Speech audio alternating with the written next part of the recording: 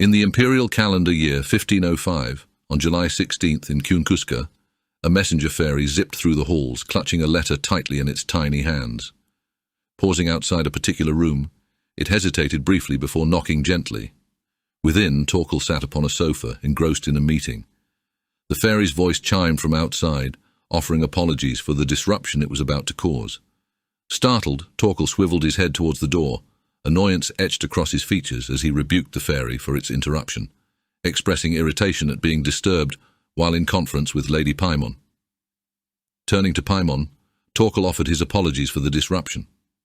Pimon chuckled softly, reassuring him that everything was all right, and remarked that Torkel must have some very urgent business to attend to. She assured him that he need not concern himself with her. Pimon, the 9th-ranked demon lord of beauty and charm, was known for her crimson hair, red eyes, and delicate furry ears. The fairy, clutching the letter tightly, revealed that they had received an urgent message from headquarters. He read it, hoping that it wasn't serious. As he scanned the contents of the letter, shock washed over him. The missive detailed an outbreak of epidemic proportions originating in Syracuse, spreading swiftly throughout the Kingdom of Sardinia and posing a threat to neighboring lands. The mortality rate was staggering at 80%. Torkel couldn't contain his disbelief, his exclamation echoing loudly. Pimon, noticing his distress, inquired about the cause. With a gulp, Torkel continued reading, discovering that Demon Lord Dantalian had purportedly concocted a miraculous medicine to combat the disease. The herbs necessary for its creation had been monopolized by their employee Lapis Lazuli under Dantalian's orders, with an estimated worth of between 1 to 3 million gold coins. Investigations were underway, and all executives were summoned to headquarters immediately. Pimon extended her hand, requesting Torkel to allow her to examine the contents of the letter. Torkel complied, handing her the document. After perusing the message, she focused on the crucial details, particularly noting Dantalian's purported creation of a miraculous medicine and its estimated current value. Observing her contemplative expression, Torkel hesitated before inquiring about her well-being. Pimon chuckled and remarked that the news was indeed interesting. Very interesting. Dantalian glanced out the castle window and observed the gathering dark clouds accompanied by flashes of lightning. He pondered the brewing storm, its imminent arrival evident in the ominous sky. The door swung open, and Dantalian turned to face Lapis, noting that she had returned sooner than expected. He inquired if she had managed to relax, but Lapis remained silent, her expression troubled. Observing her demeanor, he remarked on her pallor, and mentioned his belief that hot springs were typically to her liking. Lapis, however, confronted him, questioning whether he had foreseen the events at the bathhouse. Dantalian feigned ignorance, prompting her to urge him to drop the act. She revealed the outbreak of an epidemic in Syracuse, and the potential role of the herbs he had instructed her to gather in creating a miraculous cure for the disease. With rain beating against the windows, Dantalian kept pretending he didn't know what she meant. But then he stopped the act. A smirk spread across his face, turning into laughter, echoing alongside the thunder outside. He reminded her that he'd mentioned his plans before, but she hadn't believed him. Amidst the thunder and lightning, his laughter took on a sinister edge, enhancing his villainous demeanor. Dantalian had foreseen the events from the start.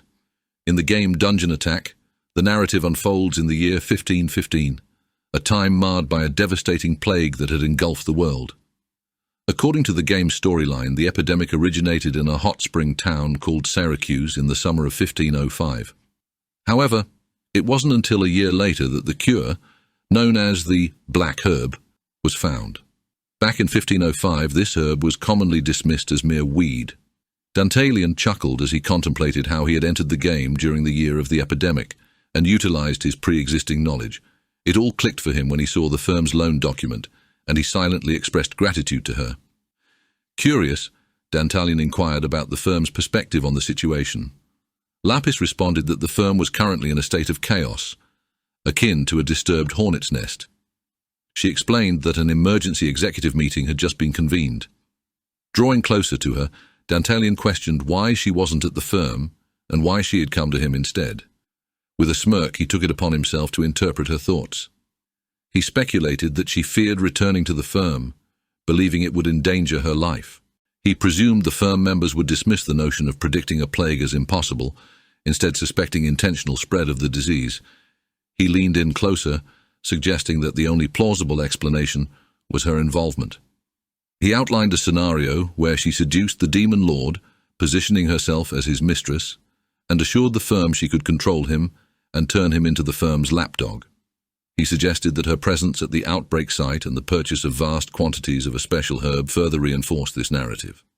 Shocked, Lapis clenched her teeth as Dantalian insinuated her complicity, implying her awareness of this by seeking refuge with him instead of returning to the firm. Stepping back, she visibly displayed her shock. She reflected on a lifetime of being labeled as a hybrid, facing discrimination at every turn. Despite the obstacles, she had worked tirelessly to achieve her current position, driven by a desire to prove herself. However, facing Dantalian now, she questioned his identity. Though she recognized him, he seemed different. Not the same demon lord she had known until that moment. He presented Lapis with a grim ultimatum. He instructed her to kneel before him and pledge herself as his servant. In return, he promised to grant her genuine power, entrusting her with overseeing all transactions related to the cure. She stood in stunned silence as Dantalian outlined the devastating impact of the impending plague. He emphasized that death would spare no one, regardless of their status or background. Even those who had previously scorned her would seek her aid in their desperation to survive. A being of mixed human and demon heritage, long marginalized for her lineage, now holds sway over the destinies of hundreds of thousands of lives. Dantalian extended his hand, offering power and control. Though hesitant, she found herself compelled to accept. Kneeling before him, she pledged her allegiance, acknowledging Dantalian as her master. Accepting his hand, she kissed the back of his hand, solidifying her loyalty. Dantalian promised to reciprocate her dedication, vowing to grant her the greatest rewards in return. Lapis halted her trolley, laden with an assortment of foods, outside Dantalian's room. It had been a week since she swore her loyalty to him. Knocking on the door, she announced her arrival, offering his meal. With no reply, she cautiously sought permission to enter. She observed the room's disorder, with books, papers, and clothes strewn across the floor, and a spilled bottle adding to the mess.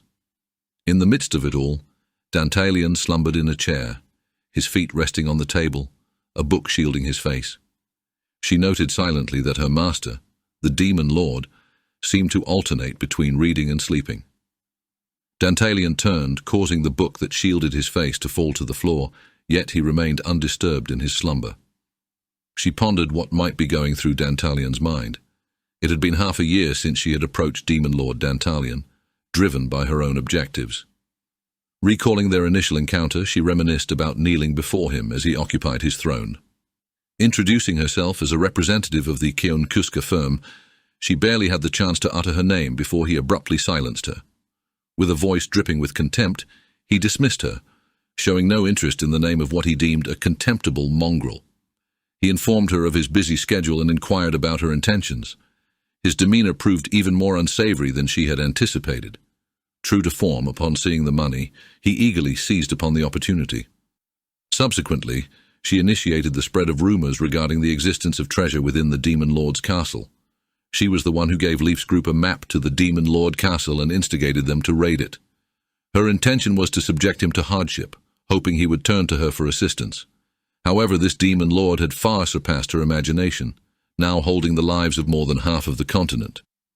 Watching him sleep soundly, she couldn't help but marvel at his tranquility. Letters from several countries regarding the sale of the cure had already arrived. It was astonishing to her how the firm remained silent amidst all this.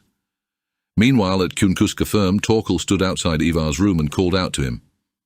After receiving a response from Ivar inviting him in, Torkel entered the darkened room. Calling out Ivar's name once more, Torkel was directed to where Ivar was seated. As the candles on the table were finally lit, Torkel could now see his surroundings clearly.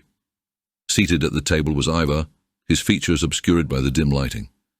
He gestured for Torkel to sit down and inquired about the situation. Torkel responded grimly, stating that the situation couldn't be worse, with the plague spreading rapidly. It was only a matter of time until the plague spread across the entire continent. Ivar acknowledged this fact and stated that according to their analysis, approximately 30% of the population would perish. Torkel expressed surprise at the high percentage, questioning if it could truly be 30%. In response, Ivar asked if he had ever heard him tell a joke, to which Torkel replied in the negative. Ivar added that as of that day, all lords had suspended trade with the firm. Torkel reacted with shock, slamming his fist on the table and cursing, blaming everything on Lapis Lazuli, calling her a mongrel. Ivar inquired about her whereabouts. Torkel responded that he had yet to reach her. Ivar expressed his suspicion, suggesting she might have intended to betray the firm. He referenced reports stating that Lapis had been present at the outbreak site of the plague and had been purchasing and monopolizing the herb needed for a potential cure for weeks. Ivar chuckled at the notion of predicting a plague, noting that not even gods could achieve such foresight. He asserted that the plague was no mere coincidence. It had undoubtedly been deliberately created. Torkel echoed his sentiment, suggesting that someone had intentionally orchestrated it.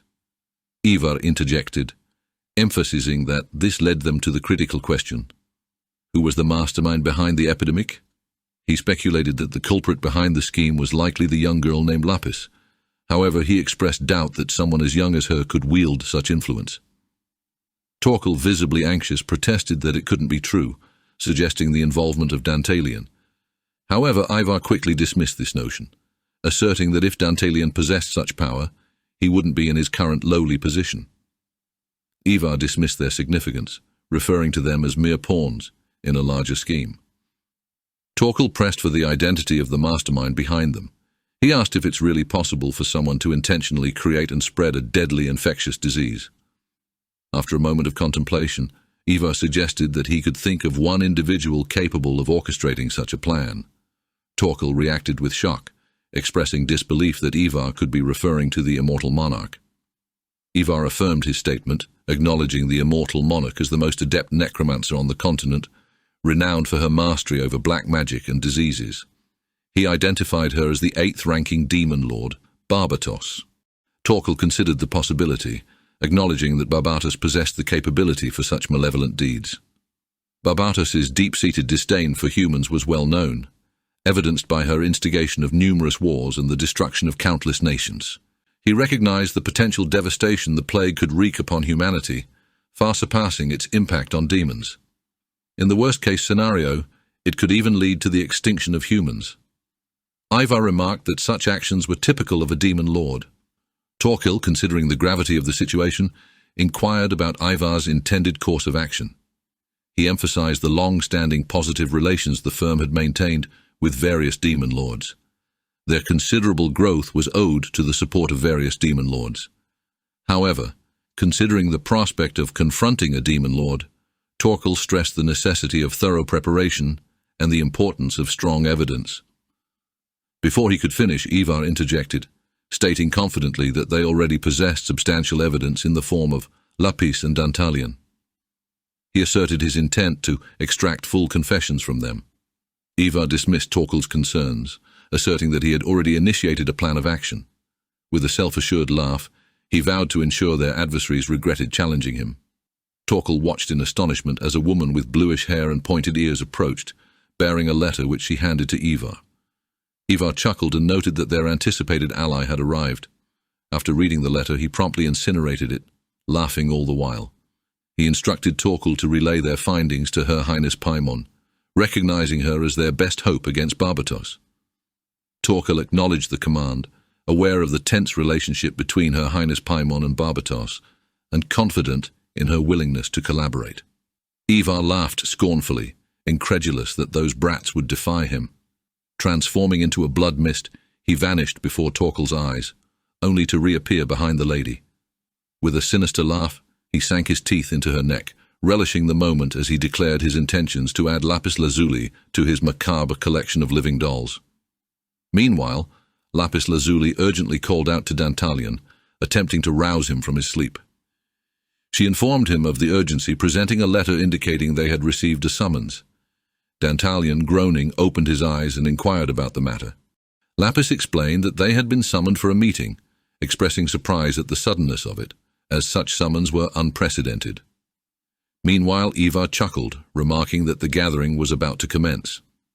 The demon lords, rulers of the world, were assembling for a Walpurgis night. On a sunny day, a witch soared through the sky on her broom, singing a merry tune. Nearby, another witch inquired about their next client.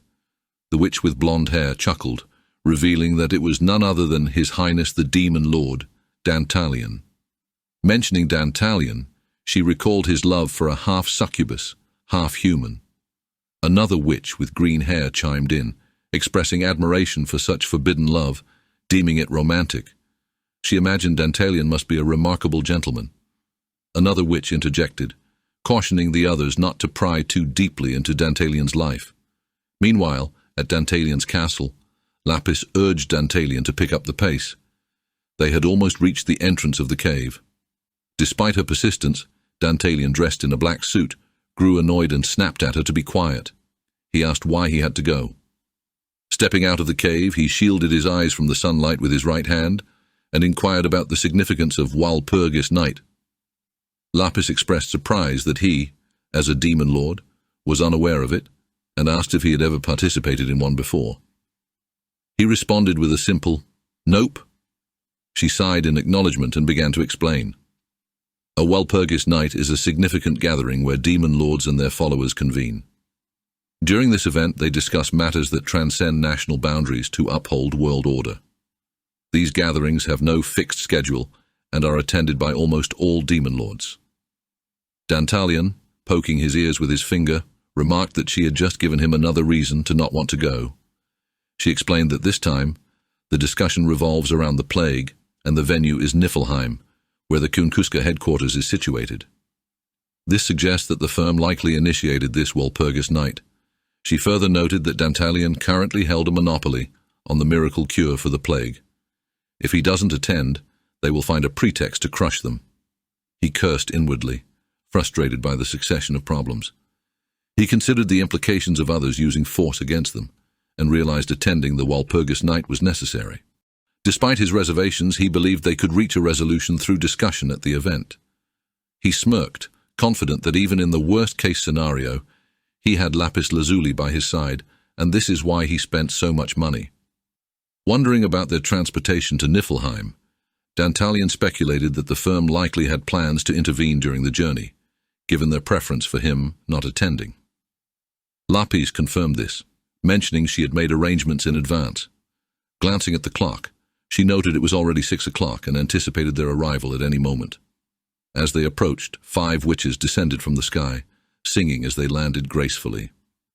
Kneeling before Dantalian, they expressed gratitude for being chosen to serve him. Introducing themselves as the Barbatos sisters, they offered to escort the great demon lord on his journey. Dantalian was taken aback by their youthful appearance and whispered to Lapis about his concerns regarding their capabilities for the task ahead. Lapis explained that appearances could be deceiving, reminding Dantalian that witches, upon forming a contract with a demon lord, cease to age. Their youthful looks were a testament to their exceptional skills. Dantalian accepted her explanation. Lapis further speculated that despite their appearance, the Barbatos sisters were likely much older than herself, possibly exceeding 200 years. He felt chastised by her comment and urged the Barbatos sisters to stand, acknowledging their abilities. Expressing gratitude, Dantalian thanked the witches for agreeing to accompany them and assured them of his trust in their guidance. The witches were taken aback by his sudden politeness, causing them to blush in admiration. However, Lapis remained silent, her expression unreadable. Dantalian noticed her demeanor and inquired about it, but she assured him that it was nothing. With everything now in order, they readied themselves to depart. One of the witches conjured a broom with a throne atop it, signaling for Dantalian to board. Despite his uncertainty, Dantalian hesitated to confirm if it was acceptable. The witch reassured him, dismissing his concerns. Once more, Dantalian expressed his appreciation for their assistance. With that, their journey to Niflheim commenced, accompanied by the witches' melodious singing. In Hermes Square in Niflheim, a statue of a winged lady stood proudly at the center, surrounded by a bustling crowd. By the time Dantalian and the others arrived, night had already fallen.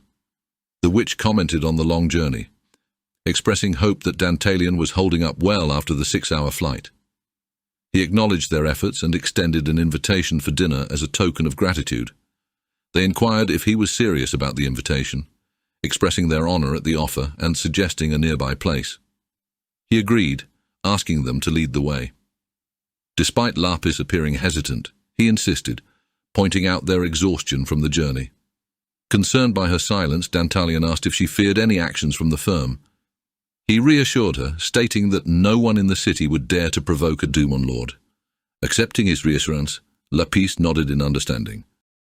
As they made their way through the bustling streets, demons and humans alike engaged in lively conversations and revelry. The witch acknowledged the vibrant atmosphere, noting it as a space where individuals of all backgrounds could find enjoyment. Pointing ahead, she indicated they were nearing their destination. Dantalian prepared to express gratitude when their attention was drawn to a disturbance. Turning towards the source, he witnessed a demon viciously kicking a man to the ground, voicing grievances about the quality of alcohol, discomfort of chairs, and poor customer service.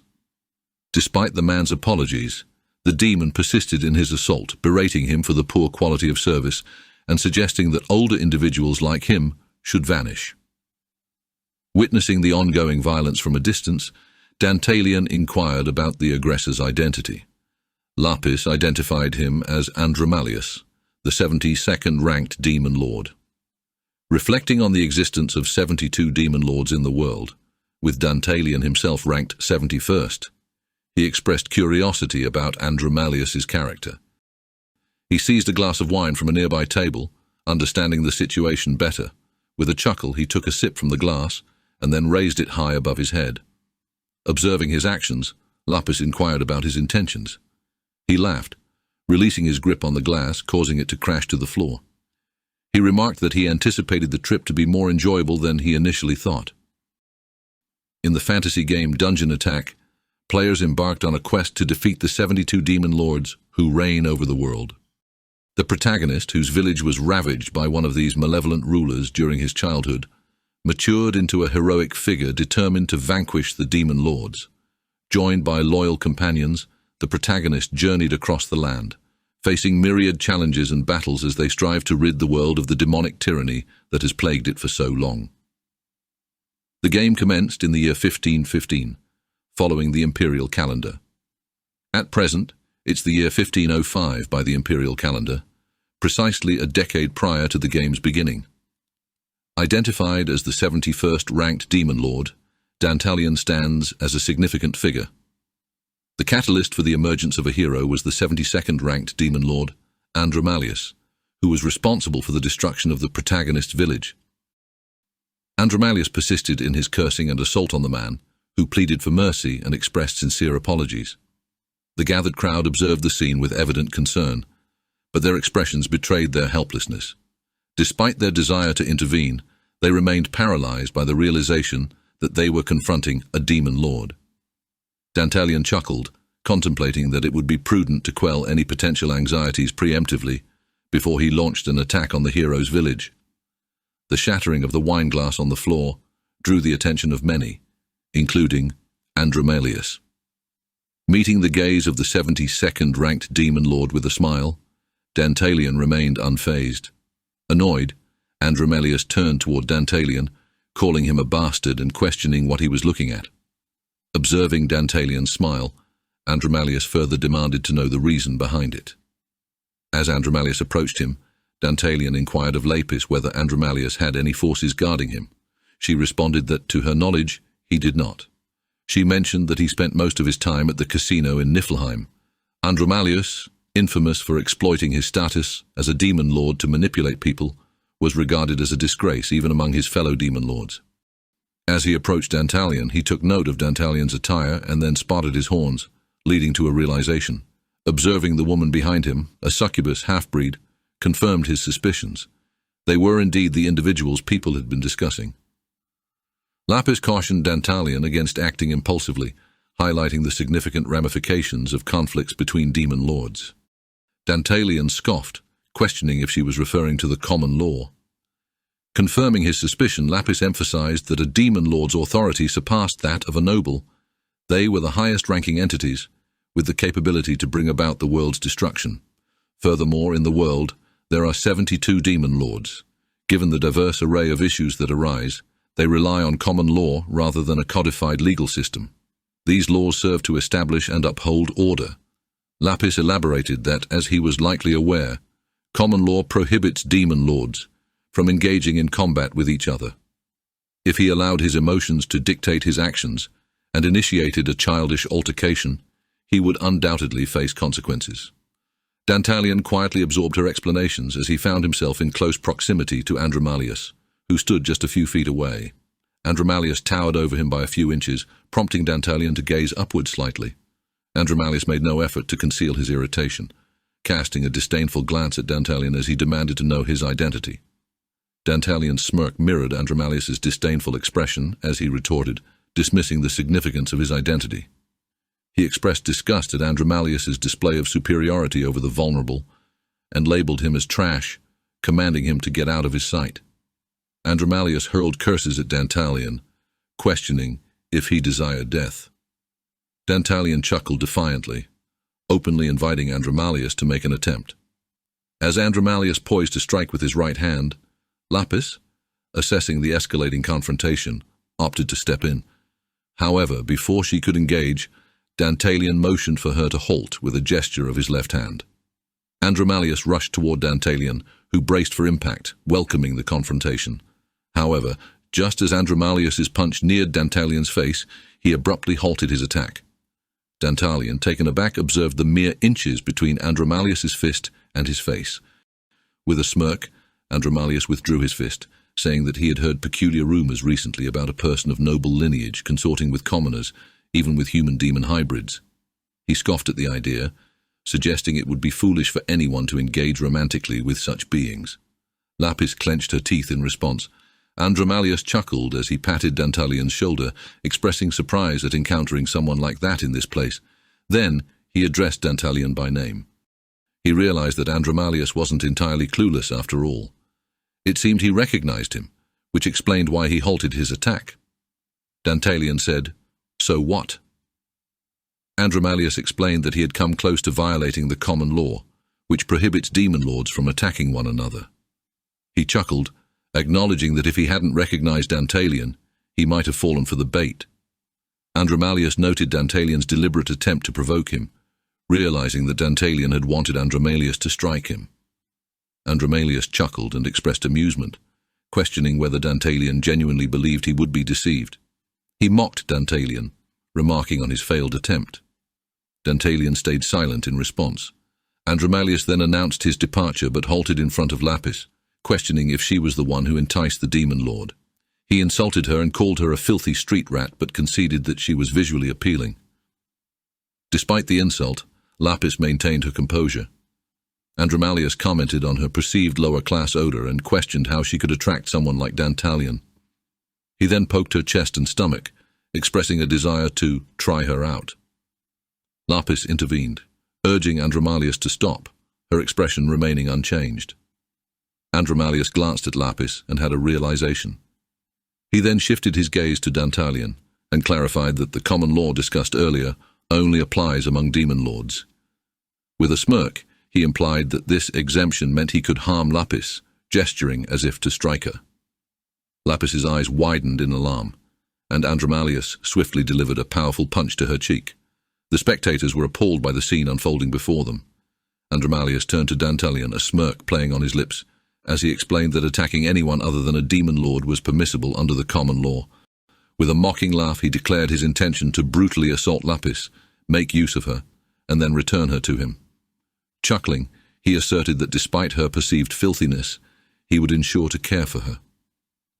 Laughing once more, Andromalius gestured towards Lapis, who lay on the ground with dirty clothes and a swollen cheek. Addressing the crowd, he questioned if they were witnessing the spectacle before them. He demonstrated no mercy towards anyone who dared to challenge him, regardless of gender or age. He declared that all must kneel before him, Andromalius, and revere him, or face consequences like the injured woman. He warned that he would resort to force if necessary. The crowd remained silent, their expressions reflecting concern and fear. With a chuckle, Andromalius shifted his focus back to Lapis, pressing his foot down on her and reveling in the sensation. He laughed, expressing his delight in the moment. Meanwhile, Dantalian remained silent, his expression unreadable. Andromalius turned to him, questioning how he felt seeing his woman being assaulted before him, unable to intervene. Andromalius laughed victoriously, lifting both hands towards the sky as he declared his identity. He invited the crowd to acknowledge him as the supreme authority, declaring himself to be Demon Lord Andromalius, the one who reigns over the world. Dantalian chuckled at the display. Noticing this, Andromalius turned towards him, his expression shifting to annoyance, and questioned Dantalian about his amusement. Dantalian said that it was nothing, it's just that Andromalius had been talking so arrogantly for a while now. Yet, Dantalian wondered, how many people here will actually follow him? Andromalius responded with a taunting tone, questioning Dantalian if he's such a sore loser. He declared that if others refused to follow him, he would resort to force, much like he had with those filthy crossbreeds. Dantalian questioned Andromalius if he had ever truly dominated anyone through sheer force. Andromalius, catching wind of the remark, directed his attention towards Lapis, who stood resolute despite his previous attack. He berated her for not remaining submissive and implied she was asking for trouble. However, Lapis met his gaze with a stoic expression, prompting Andromalius to express irritation at her defiant demeanor. He fumed, offended by Lapis's defiant stare. He insulted her, branding her a disgusting mongrel, and struck her once more. However, Lapis remained steadfast, refusing to flinch. Andromalius, taken aback by her resilience, continued his onslaught, but Lapis stood unwavering. Enraged by her audacity, he unleashed a flurry of punches, demanding her submission. He cursed at her, commanding her to abandon her arrogance and kneel before him, like the insignificant creature he deemed her to be. He demanded to know who she thought he was. The crowd watched in shock as the assault continued unabated. Meanwhile, Dantalian observed the scene, deliberating his next course of action.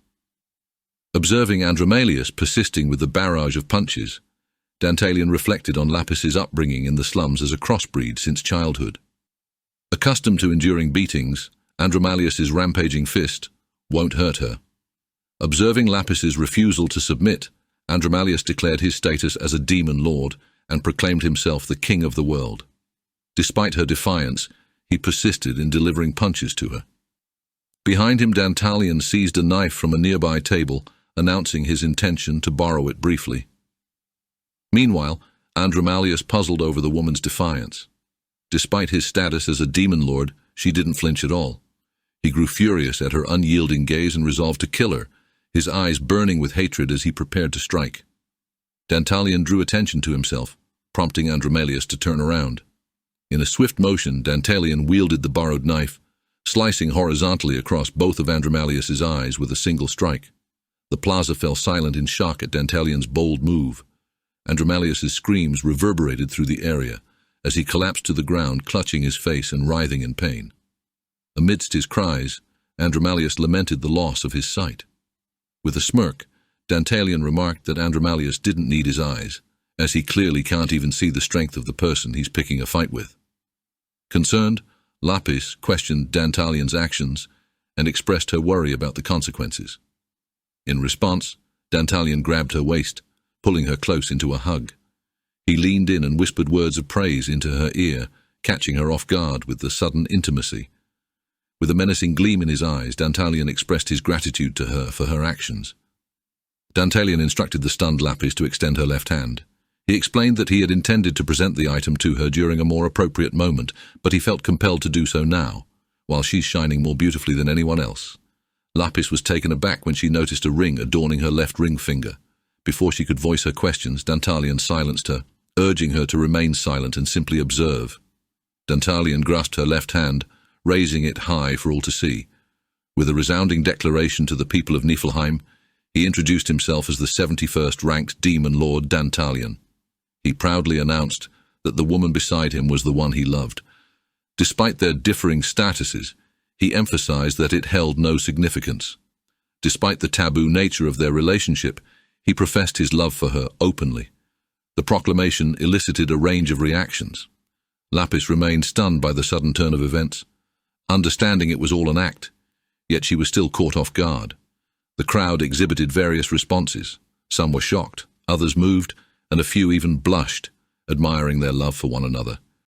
Dantalian harbored no personal grudge against Andromalius, but he had resolved to make him vanish. Now the time for judgment has come. Pointing at Andromalius, he accused him of harming the person he loved. Turning to the crowd, he asked the people if such injustice could be forgiven. He pulled her closer, and with fervent resolve shining in his eyes, he proclaimed that he could not forgive this, even if Andromalius was a demon lord. The crowd couldn't believe what they just heard. He's actually breaking the demon lord law for the sake of his lover. Turning to Lapis, he instructed her to step back and watch. This is where things get interesting. Speaking to the people of Niflheim, he pointed out their oppression under the tyrant Andromalius. He questioned how long they would tolerate such injustice and if they were truly willing to endure it any longer. His words resonated with the crowd, evident in the determined expression of the man previously assaulted by Andromalius and the anger displayed by some who clenched their fists. He emphasized that if justice truly prevailed in the world, then shouldn't this man face judgment? Andromalius, still on the ground, attempting to staunch the bleeding from his eyes, interjected, telling him to quiet down and listen. With disdain, Andromalius remarked that they're only one rank apart, dismissing Dantalian as an insignificant entity, overstepping his bounds and violating the common law by assaulting him. With bloodied eyes, Andromalius laughed aloud and proclaimed that it was Dantalian who would face judgment.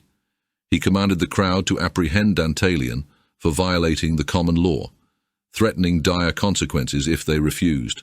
Turning to Dantalian with a smug expression, he declared him a fool, asserting that he had no authority to judge him. Dantalian chuckled at Andromalius, amused by his continued arrogance despite his misunderstanding. Raising his hand, Dantalian addressed the crowd once more, declaring that he, in the name of all demon lords, would pass judgment on Andromalius. He will leave the verdict to the will of the people. The crowd pondered his words carefully. Dantalian emphasized that the demon lord's survival depended on the people's support. However, Andromalius, being born a demon lord, failed to grasp the true meaning of power. Dantalian further provoked the crowd, highlighting Andromalius's neglect of his duties as a demon lord, spending his time drinking in bars and gambling at casinos. He denounced Andromalius's actions of raising his hand against the weak and questioned the crowd about the kind of demon lord he was, emphasizing that he didn't act like one at all. Dantalian asserted that the world wasn't made for someone like Andromalius, but for the people, the land, and their future. He challenged whether Andromalius truly deserved to live. Dantalian then urged the crowd to rise up, addressing them as the heroes of Niflheim. The crowd, stunned by his words, was deeply moved and began to react. Andromalius erupted in anger, hurling curses at Dantalian and commanding him to be silent. Then he directed his fury towards the crowd, urging them to swiftly capture Dantalian. Frantically scanning the crowd, he berated them as useless individuals. Dantalian found amusement in Andromalius's panic, questioning why he was so desperate. Dantalian speculated that Andromalius's fear stemmed from the minor injury he inflicted, leaving him unable to see. This means that if someone were to kill him, he wouldn't know who did it. Angered, Andromalius yelled at him to be quiet. Suddenly, a sword pierced Andromalius's back. Unable to see, he demanded to know who attacked him. It was the man he had assaulted earlier, tears streaming down his face. As Andromalius attempted to rise and confront the man, Dantalian intervened, gripping his shoulder to prevent him from moving. Dantalian leaned in closer, whispering into Andromalius's ear with a chuckle, revealing that everything had unfolded according to his plan. With another chuckle, he expressed gratitude to Andromalius. Confounded, Andromalius demanded clarification on Dantalian's cryptic words. Suddenly, the sound of approaching footsteps and chants of "kill him" reached his ears. In a panic, Andromalius commanded the crowd to attack Dantalian instead, but his plea fell on deaf ears. As the crowd closed in, Andromalius realized the dire situation, desperately questioning if they truly intended to kill him. However, his pleas went unanswered, and the crowd showed him no mercy, mirroring the cruelty he had shown them. Dantalian distanced himself and approached Lapis and the group of onlookers. With a smile, he commented on the situation, noting that Andromalius was reaping what he had sown, a classic case of well-deserved karma. Confirming that it was over, he instructed his group to depart. Lapis and the witches glanced back at the scene, witnessing Andromalius pleading for mercy and forgiveness amidst the crowd's relentless assault, their weapons raised against him. Dantalian let out a sigh, expressing his fatigue, and offered apologies to the Berber sisters, explaining that dinner would need to be postponed until another occasion. One of the sisters reassured him, suggesting he should rest, and volunteered to lead them to their lodgings. Dantalian agreed, but then realized that someone was missing. Upon counting, she observed that only 4 of them remained, with Beatrice absent once again. One of the sisters apologized, attributing Beatrice's absence to her tendency to wander off. After a moment of silence, Dantalian, lost in thought, assured them it was all right. He then addressed the Berber sisters, indicating there was one more matter he wished to discuss, prompting their curiosity. Meanwhile, in the night sky, Beatrice rode on her broom, amused by the recent events. She hadn't anticipated such a spectacle. Reflecting on Dantalian's actions, she contemplated the potential for an even grander display in the future. Walking down the corridor at Counterattack firm, Torkel contemplated the approaching Walpurgis night, scheduled for the next day. Concerned, he realized it had been a week since he last heard from Sir Ivar. Pausing outside Ivar's room, he called out, hoping for a response. Opening the door to check, he scanned the room and noticed the numbered coffins, confirming Ivar's absence. Torkel couldn't help but wonder where Ivar could possibly be. Laughter echoed through the room, catching Torkel's attention. Glancing up, he spotted a witch perched on the window ledge. The witch inquired if Torkel had been diligently monitoring the firm. With a graceful leap, the witch landed on the floor. Torkel, startled, questioned where Ivar had been. Recognizing the witch as Ivar, he addressed him accordingly. Ivar chuckled as he reminisced about his encounter with Lapis and Dantalian while disguised as Beatrice, one of the Berber sisters. Ivar laughed, remarking on his thorough observations. Torkel inquired if he had discovered anything significant. Ivar replied negatively, mentioning that Lapis and Dantalian hadn't mentioned anything about the plague. However, he did witness something intriguing at Hermes Square. Intrigued, Torkel pressed for details. With a chuckle, Ivar admitted underestimating Dantalian slightly. Nevertheless, he noted that Dantalian remained deeply entangled in love, implying that Lapis was his weakness. Ivar turned around and strode toward the coffin labeled 13, instructing Torkel to provide an update on Lady Pimon's situation. Torkel complied, conveying Lady Pimon's commitment to support them and spare no effort in their aid. With a chuckle, Ivar stepped into the coffin. The lid closed with a resounding thud. Soon the coffin emitted a dark purple glow, while a blue flame ascended to the ceiling, traversing from the 13th coffin to the first.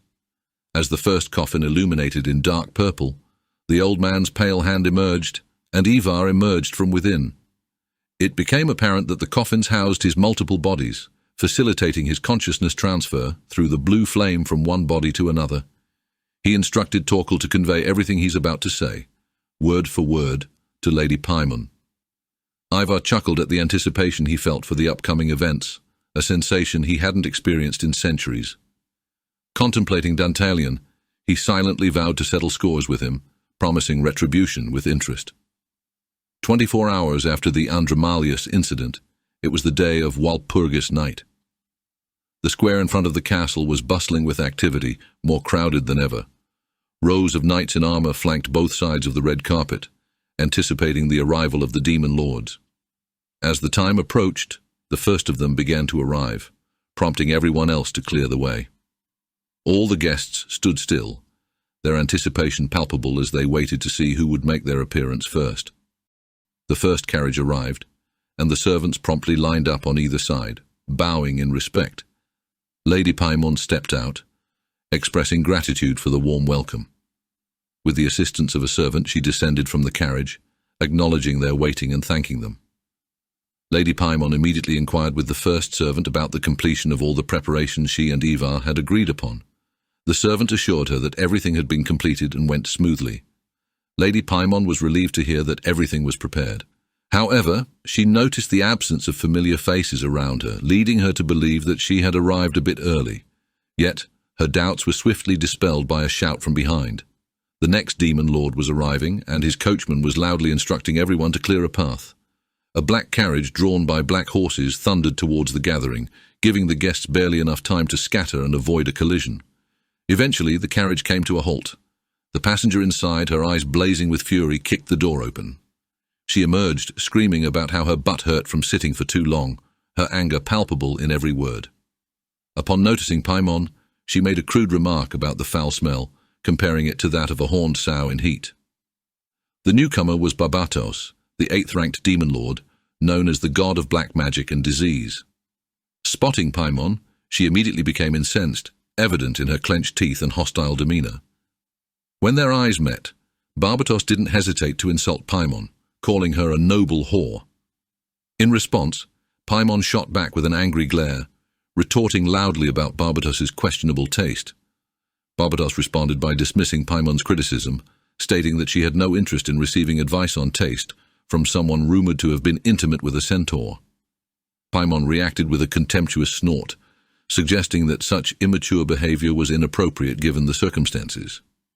She then remarked that considering Barbatos's physique, it would be challenging for her to act like an adult, insinuating that finding a lover must have been difficult for her, indicating she would likely remain childish indefinitely.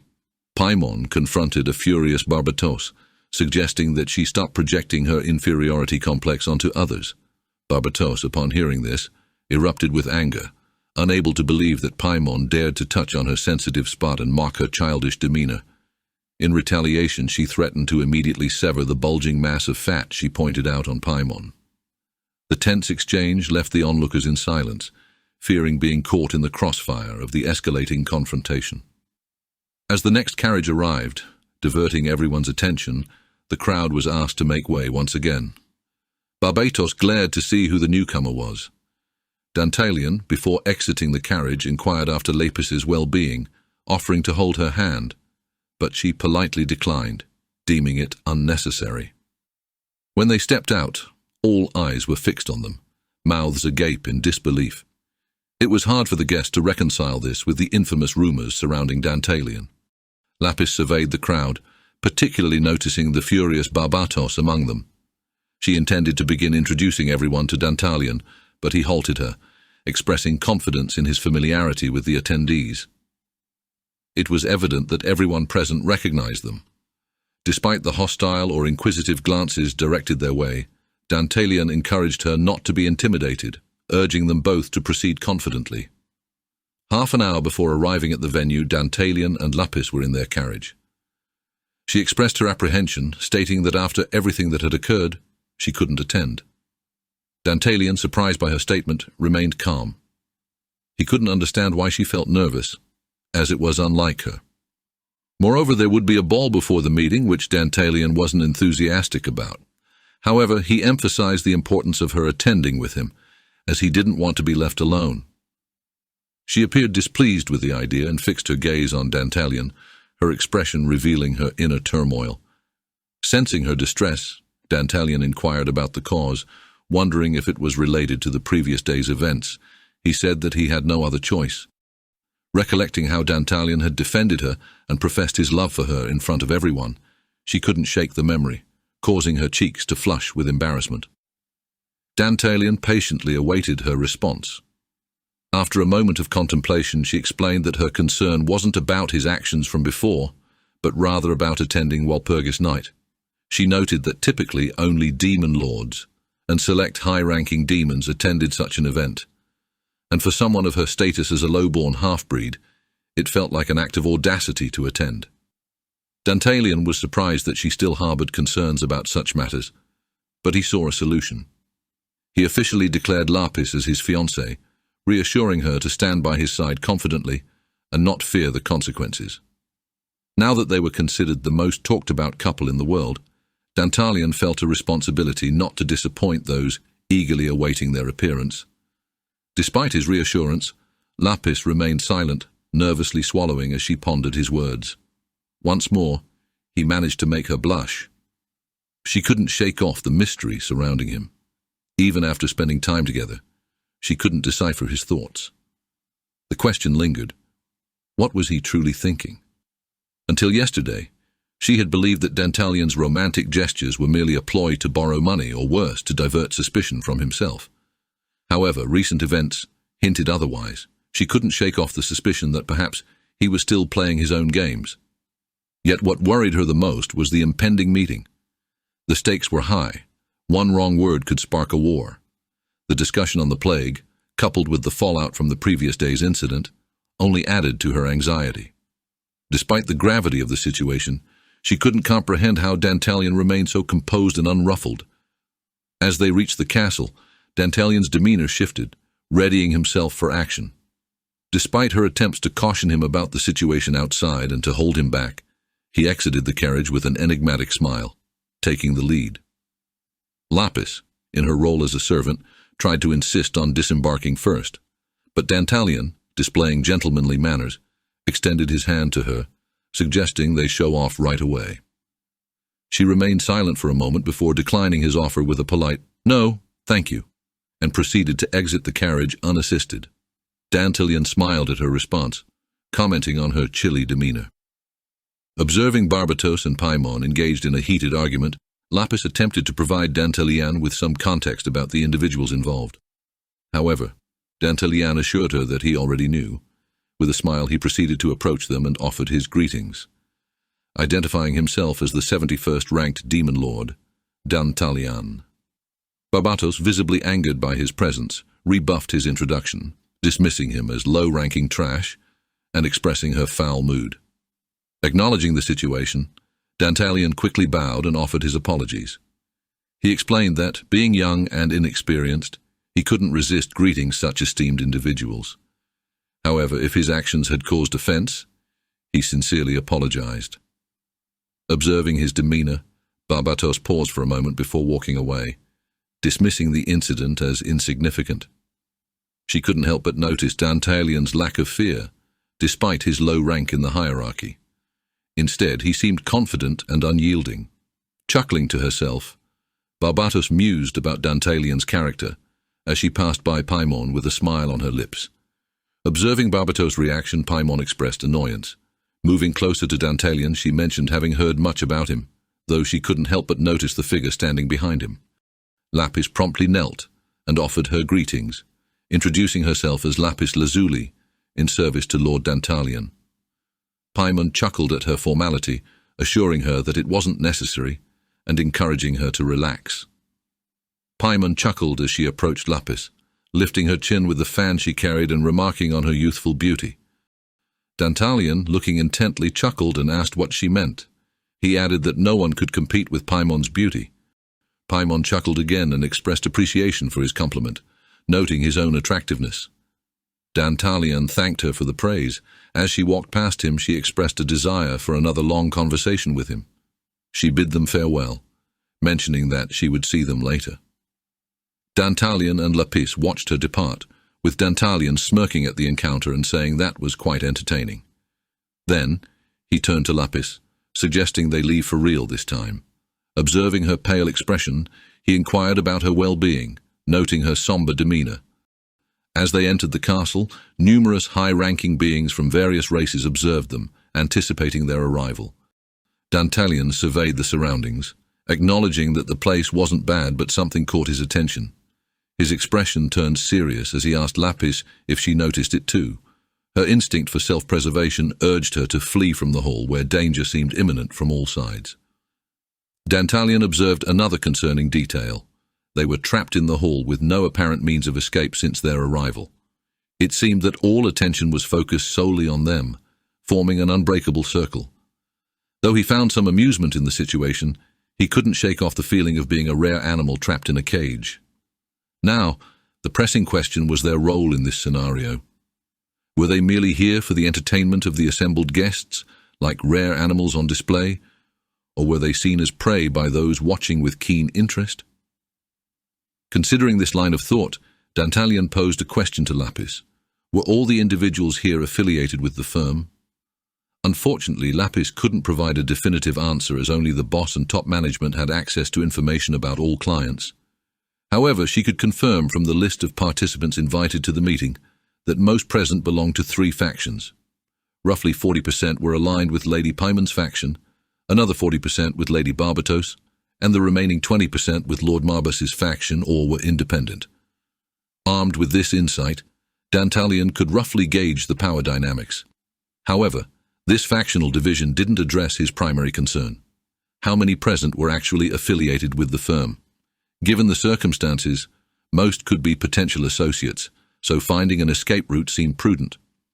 Before he could contemplate further, all the chandeliers, candles, and lanterns suddenly ignited with a blue magical glow, then faded out, leaving the hall engulfed in darkness. After a few moments, a small blue light emerged, swiftly igniting into flames, scattering throughout the hall, all fueled solely by the power of magic. Dantalian observed them with interest until the sound of footsteps and a tapping cane on the floor caught their attention. From the darkness emerged an elderly, commanding voice, welcoming everyone to Walpurgis Night. The greeter was Sir Ivar himself, who expressed his honor to preside over the meeting. Introducing himself as Ivar Lodbrok of the Kunkuska firm, Dantalian asked Lapis to confirm if this man was indeed Ivar Lodbrok, and she affirmed his words. Additionally, she mentioned that besides being the wealthiest individual in the entire demon world, he was an ancient vampire and the true owner of the Kunkuska firm. Lapis also mentioned that it was solely due to Dantalian's influence that she had been compelled to betray Ivar, her former employer. Dantalian chuckled upon hearing this, curious about what would unfold when the boss himself appeared. Meanwhile, Ivar bided his time, eagerly anticipating the opportunity for retribution. Spotting the couple, he grew impatient, having waited long enough to finally locate her, Lapis Lazuli. Reflecting on his underestimation of her, he acknowledged her cunning nature, despite being a half-breed.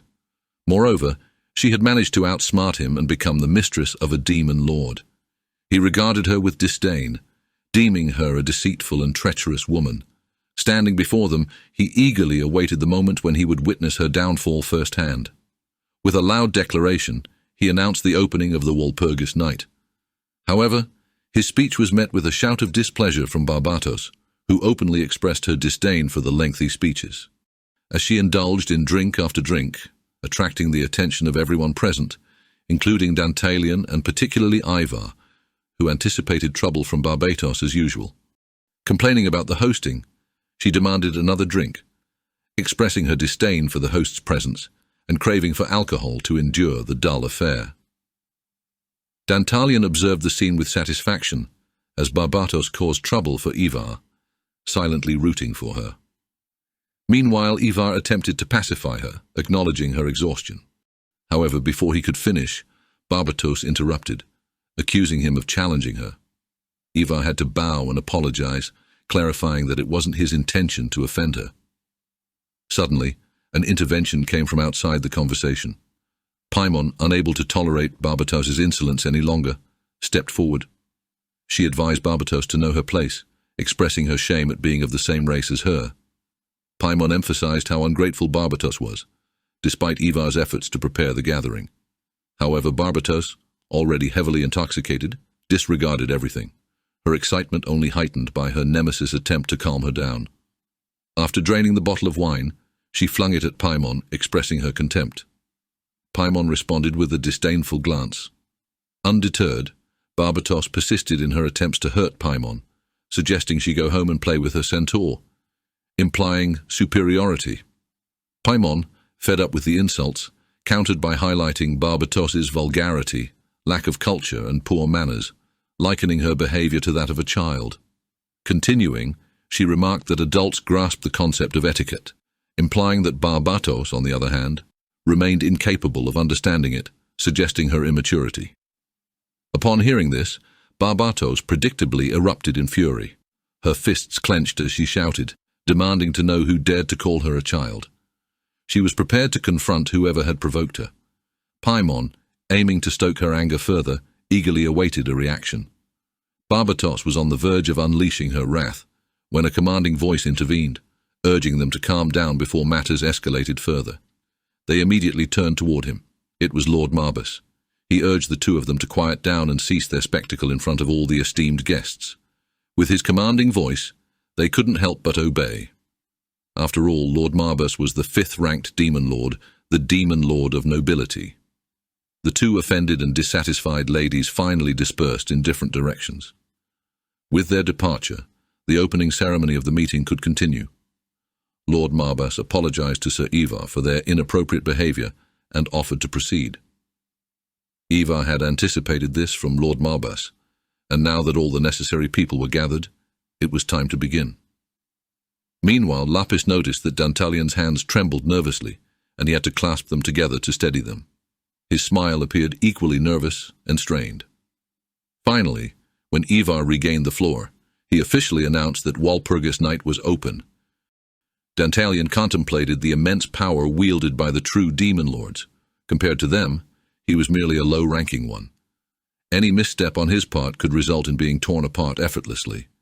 If he were in Ivar's position, he would gather all the high-ranking demon lords and other attendees to his side and watch his prey be devoured, all from a safe vantage point. Yet despite these thoughts, an unsettling feeling lingered within him. Ivar and Pimon exchanged a glance, silently signaling their cooperation. Taking the lead, Pimon stepped forward and addressed the gathered crowd. She emphasized the importance of sharing crucial information before proceeding with the night's agenda. Ivar and Marbas echoed her sentiments, urging Pimon to reveal the news. With confidence, Pimon acknowledged their requests and proceeded to disclose the shocking discovery. Earlier that morning, the 72nd-ranked demon lord Andromalius had been found dead, his body gruesomely mutilated. The audience reacted with shock and disbelief. Pimon provided valuable information about the incident. She disclosed that Andromalius had been murdered, eliciting shock from the guests. Ivar pretended to be surprised too. In contrast, Dantalian maintained his composure. Marbas inquired about the accuracy of Pimon's statement. Pimon affirmed it, mentioning the existence of solid evidence. When Marbas asked if she knew the identity of the murderer, Pimon confidently stated that it was the people of Niflheim. Marbas reacted with shock, questioning the involvement of the people. Pimon confirmed, explaining that someone orchestrated the people's actions to kill Andromalius intentionally. She emphasized that this act was deliberate. Additionally, she revealed that the orchestrator was present among them. However, she reassured everyone that there was no need to panic. Lapis displayed concern, her expression tense as she glanced at Dantalian, who remained composed. Dantalian perceived Pimon's intentions as a deliberate attempt to undermine him. He reasoned that her lengthy speech indicated a calculated effort to corner him. Dantalian speculated that Ivar, Pimon, and the firm were collaborating, and were well aware of the events from the previous day. He pondered how long they had been observing him, considering their sudden knowledge of recent events. Dantalian contemplated the possibility that they had been monitoring him since the beginning. But if that's how it is, another question arises. How and from where have they been watching? As Dantalian pondered their surveillance methods, he noticed Pimon's subtle glance, leading to a realization. A smirk formed on his lips as the pieces fell into place. Ivar inquired of Pimon about the instigator behind Andromalius's murder. Pimon made a declaration, asserting that the individual who manipulated the people with cunning words to incite Andromalius's death was none other than the 71st-ranked demon lord, Dantalian. She directed attention toward him amidst the crowd. The accusation elicited diverse reactions. Ivar appeared pleased. Marbas scrutinized the situation. Barbatos wore an amused smile, while Dantalian remained calm. The crowd reacted with surprise, unable to believe the accusation that a demon lord had killed another one of their kind. Ivar intervened, urging everyone to please be quiet.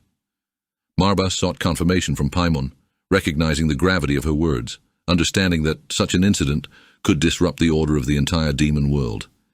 He reiterated his question, seeking assurance of the truth in her words. Pimon affirmed emphatically, swearing to speak only the truth. She formally accused Demon Lord Dantalian of committing the crime and proposed holding a hearing. Ivar chuckled inwardly, knowing he had witnesses prepared, ensuring Dantalian couldn't escape accountability. Then they inquired if Dantalian had any objections. Dantalian responded with a smile, indicating he had no objections, and agreeing with Lady Pimon's accusation.